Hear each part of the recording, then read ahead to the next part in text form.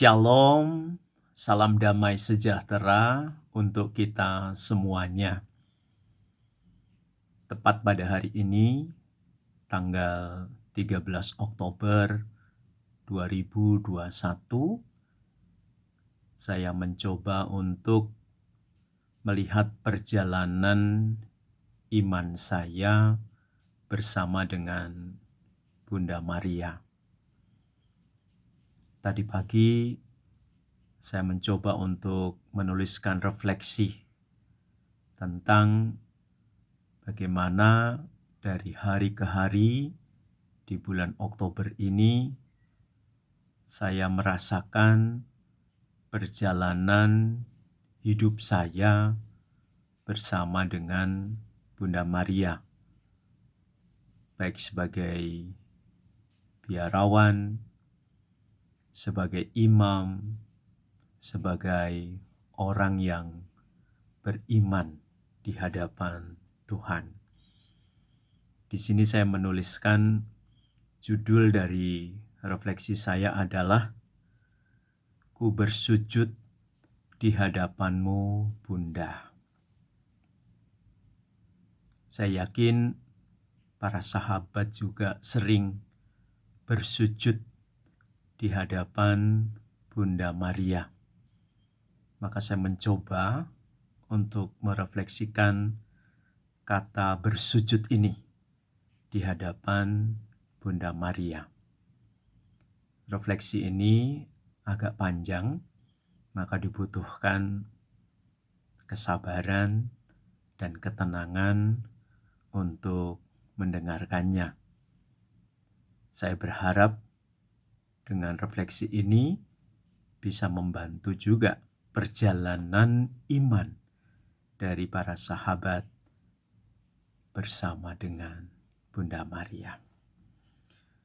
Pada bagian pertama, saya mengatakan demikian, Bunda, Engkau telah menerima kehadiranku. Setiap kali saya berada di hadapan Bunda Maria, saya merasakan betul bagaimana Bunda Maria itu menyambut kehadiran saya. Hal yang sama juga pasti dialami oleh para sahabat semua ketika bersujud di hadapan Bunda Maria. Para sahabat diterima kehadirannya oleh Bunda Maria. Kita ini anak-anaknya datang kepada Bunda kita. Kemudian berikutnya yang saya lakukan adalah saya membuat tanda kemenangan dengan sadar, dengan penuh iman, yaitu tanda kemenangan dalam nama Bapa dan Putra dan Roh Kudus. Amin. Tanda kemenangan ini tidak boleh dilupakan. Di mana saja kita berada, ketika kita mau melakukan aktivitas atau kegiatan apa saja, awalilah dengan membuat tanda kemenangan. Setelah itu, saya mulai menyampaikan salamku kepada Bunda Maria. Saya mencoba untuk mengikuti teladan yang disampaikan oleh Bunda Maria.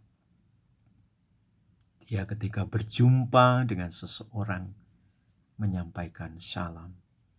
Apalagi ketika dia mengunjungi Elizabeth, saudarinya. Dia menyapa dengan salam yang memberikan efek luar biasa, yaitu sukacita, kegembiraan bagi Elizabeth dan anak yang ada di dalam kandungannya. Kemudian setelah itu saya lebih masuk lagi untuk menyembah Bunda Maria. Maka kemudian yang saya lakukan di sana adalah saya merasakan betul bahwa memang dalam perjalanan hidup saya dan tentu sahabat semua mengalami kelelahan, keletihan, capek, baik secara fisik, kemudian juga secara mental. Kita tidak bisa menghindari dari pengalaman-pengalaman seperti ini. Keletihan, kelelahan, capek dalam hidup ini. Maka ketika bersujud di hadapan Bunda, mencoba untuk, ini loh Bunda, pengalaman yang sedang saya alami.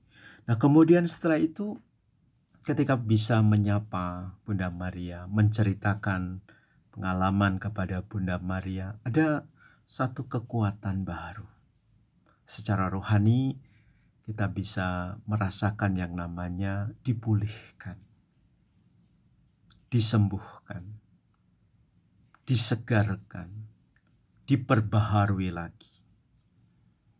Baik capek secara fisik maupun secara mental.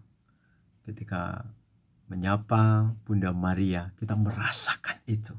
Bagaimana Sang Ibu ini, Bunda Kristus, Bunda Tuhan ini, yang kita sapa ini, benar-benar menyegarkan kita, memulihkan kita. Nah, kemudian setelah itu, kita bersama dengan Bunda Maria, bersama-sama mendapatkan berkat yang dikirimkan oleh Tuhan. Berkat yang diterima oleh Maria sudah disadari sejak awal. Sehingga kalau kita membaca Magnificat Maria itu, yang jiwaku memuliakan Tuhan itu, kita bisa merasakan betul betapa berkat yang diterima oleh Bunda Maria itu adalah berkat yang penuh. Tidak hanya berkat untuk pada saat itu saja, tapi berkat yang abadi. Sehingga Maria mengalami kepenuhan itu. Maka ketika kita bersama dengan Bunda Maria bersujud di hadapan Bunda Maria, kita bisa merasakan aura itu ya, aura berkat yang juga diberikan kepada kita. Lalu selanjutnya yang saya lakukan di hadapan Bunda Maria adalah di situ mulai saya berdoa. Saya berdoa untuk keluarga saya, ibu, kakak adik, keponakan.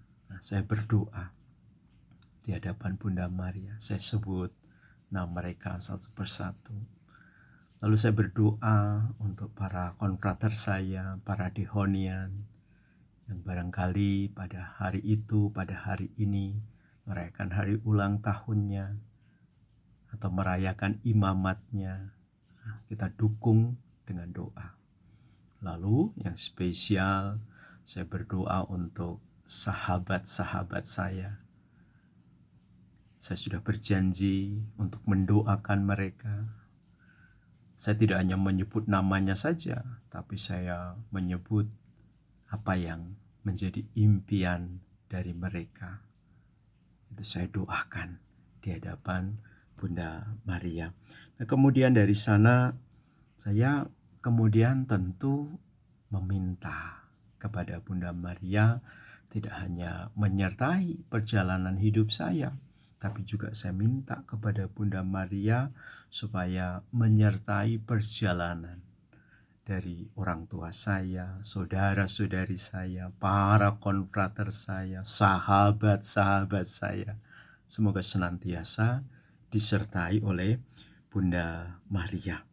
Nah, kemudian tak lupa saya biasanya ketika bersujud di hadapan Bunda Maria, saya berdoa supaya terjadi yang namanya perdamaian di tengah dunia ini. Yang tidak pernah saya lupakan itu, saya berdoa untuk Bapak Presiden yang sangat saya kagumi, sangat saya cintai, yaitu Bapak Jokowi. Semoga beliau diberi kesehatan, kebijaksanaan, kekuatan untuk memimpin bangsa yang besar, yaitu bangsa Indonesia. Nah, itu saya bersujud di hadapan Bunda. Dan masih terus ini refleksi saya ketika saya bersujud di hadapan Bunda Maria. Di situ ada pengalaman yang unik, ada pengalaman yang spesial. Saya tuliskan di sini beberapa. Misalnya saya berdoa demikian untuk mengambil silih bagi yang berdosa. Nah, ini kas SCY. Saya sebagai seorang dihonian, SCY itu kan spiritualitasnya adalah pemulihan dan cinta kasih. Saya harus berani mengambil silih atas dosa-dosa yang dilakukan oleh dunia, dosa yang dilakukan oleh mereka yang tidak sadar, mereka yang tidak mau bertobat, yang masih memilih jalan yang sesat. Jadi saya berani sebagai dehonian, saya harus berani mengambil silih. Saya harus menjadi pemulih atas dosa-dosa dunia, dosa-dosa yang dilakukan oleh mereka yang belum tersentuh hatinya oleh kasih Tuhan. Lalu berikutnya saya juga mengambil silih bagi mereka yang menolak cinta Tuhan. Ini kas SCY, kas Dehonian. Saya belajar dari pendiri saya, Pater Dehon, bagaimana dia mengulurkan tangannya itu ya untuk menampung cinta kasih Tuhan yang keluar dari hatinya yang terbuka itu. Betapa melimpah kasih Tuhan, tapi tetap saja ada orang yang tidak tersentuh dengan kasih Tuhan itu. Sehingga saya sebagai pengikut Pater Dion ikut mengulurkan tangan supaya kasih Tuhan ini itu tidak terbuang dengan sia-sia. Sehingga kasih Tuhan ini bisa saya terima, lalu bisa saya gunakan juga untuk menjadi silih bagi mereka yang menolak cinta kasih Tuhan. Lalu berikutnya di sini saya juga mengambil silih bagi mereka yang tidak pernah berdoa. Ada loh yang tidak percaya bahwa doa itu penting. Ada loh yang melihat bahwa berdoa itu malas. Ada loh yang ragu ketika berdoa. Ada loh yang sama sekali kemudian tidak mau berdoa. Itu ada. Nah, pada kesempatan ini saya ambil silih supaya hati mereka digerakkan, supaya hati mereka disentuh, punya koneksi dengan Tuhan. Lalu berikutnya saya juga berani mengambil silih bagi mereka yang tidak mau bertobat. Ada juga orang yang tidak mau bertobat, hatinya keras sekali, ya, hatinya tertutup, hatinya kaku, hatinya tidak bisa disentuh oleh kasih Tuhan. Padahal kasih Tuhan itu membara.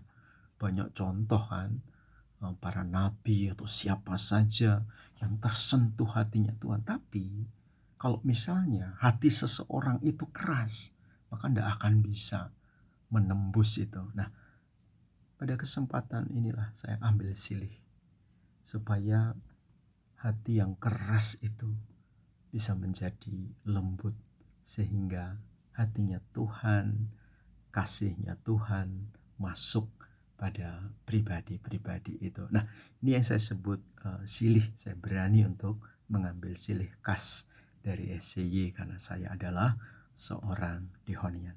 Nah, kemudian ketika saya bersujud di hadapan Bunda, kemudian di situ yang saya rasakan, saya tuliskan, tanpa berpikir tentang balasan kecuali cinta. Kata-kata ini saya temukan ketika saya mencoba untuk melihat perjalanan Bunda Maria. Ketika dia mengatakan, Hece Ancila, terjadilah padaku menurut perkataanmu ya Tuhan. Dia tidak meminta balasan dari Tuhan. Yang dia lakukan adalah ketaatannya kepada Tuhan. Dan dia sudah mengungkapkan, tadi saya sebut dalam Magnificat, dia tidak menyangka bahwa kasih Tuhan yang diberikan kepadanya begitu besar, dan dia sudah mengekspresikan itu. Maka dia tidak menuntut balasan lagi dari Tuhan.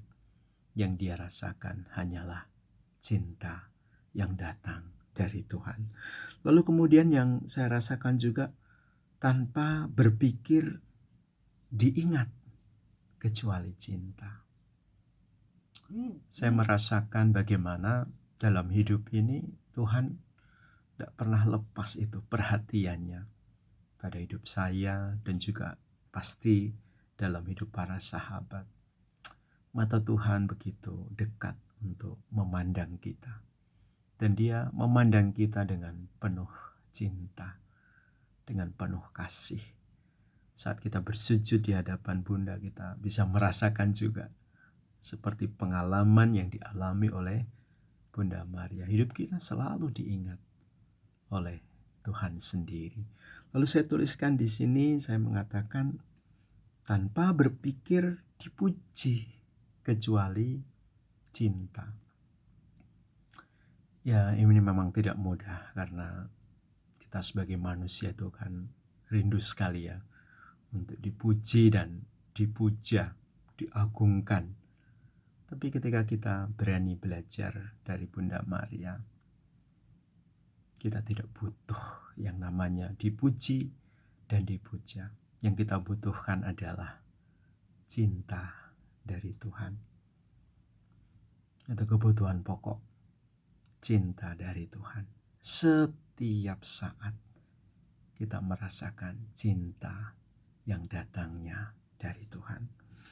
Lalu kemudian di sini ketika saya bersujud di hadapan Tuhan, ada pengalaman-pengalaman yang menarik yang saya rasakan. Ini mau saya bagikan kepada para sahabat semua. Misalnya satu, saya tidak merasa sendirian. Saya tidak merasa kesepian. Karena tangan Bunda begitu kuat. Tangan Bunda begitu kuat memegang tangan saya. Sama seperti ketika saya memegang manik-manik rosario itu, saya bayangkan saya memegang tangannya Bunda Maria. Saya pegang itu dengan kuat dan Dia menyertai, Dia menuntun. Lalu yang kedua, dalam hening, dalam ketenangan ada damai. Nah itu. Jadi ketika kita bersujud di hadapan Bunda, tidak ada suasana lain dalam keheningan itu yang kita rasakan kecuali pengalaman damai dalam hidup ini. Luar biasa ketika bersujud di hadapan Bunda bisa mengalami kedamaian itu. Lalu berikutnya yang saya rasakan adalah saya berjalan bersama dengan Bunda Maria. Dan masih saya tambahkan di situ, saya bahagia. Kemana saja Bunda Maria berada di dekat kita. Kita jalan, naik bis, naik kereta, atau jalan di taman, atau di mana saja. Kita ucapkan doa Salam Maria. Dan kita benar-benar merasakan berjalan bersama dengan Bunda Maria. Lalu dari situ, dan ini ada kata-kata yang saya tuliskan di sini. Karena aku percaya doaku sampai pada puteramu. Di bulan Rosario ini banyak sekali yang kita minta kan di hadapan Tuhan. Dan kita menyampaikan doa-doa kita. Dan kita yakin ketika kita berdoa di hadapan Bunda Maria, doa kita itu sampai kepada puteranya. Dan kita yakin setiap doa yang kita ucapkan itu akan dikabulkan. Saya ulangi, setiap doa yang kita ucapkan itu akan dikabulkan. Saya ulangi lagi, setiap doa yang kita ucapkan, yang kita mohon, itu akan dikabulkan. 3 kali loh, saya sudah mengungkapkan doa kita akan dikabulkan oleh Tuhan. Dan sebagai penutup, ketika saya bersujud di hadapan Bunda, inilah yang saya katakan. Akhirnya, aku ucapkan salam bahagia kepada Bunda. Sebab ada cinta yang tidak pernah berubah. Cinta Bunda Maria itu abadi. Dan itu saya yakin dialami oleh para sahabat semua. Maka beranilah untuk bersujud di hadapan Bunda. Hari ini sudah tanggal 13 Oktober 2021, sudah di pertengahan di bulan Rosario. Semoga pengalaman-pengalaman seperti yang tadi saya rasakan bersama dengan Bunda Maria dialami juga oleh para sahabat semua. Betul? Pasti betul dan mantul. Begitu saja sharing saya yang agak panjang. You are the best. Bye-bye.